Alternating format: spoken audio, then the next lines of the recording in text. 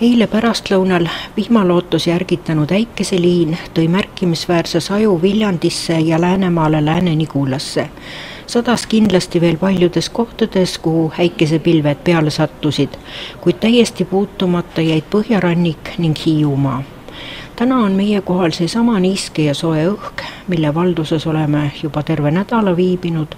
Lõplikult hääbunud on aga tsüklon Valgevene kohalt ja võiks öelda, et õiget ilmakujundajat polegi. Eks siis pärastlõunal hoidkem hinge kinni, kas sajab äikesepilve üles ja kas sajab seal, kus vihmast kõige rohkem puudust. Tuul on nõrk ja veel valdavalt idakaarest. Sooja tuleb 22–28 kraadi. Õhurõhk oli Tallinnas 1012,5 hektapaskalit ehk 759 millimeetrit elavhõbedasammast. Õhurõhk tõuseb veidi, suhteline õhuniiskus oli 75% ja see on päeval kõrge.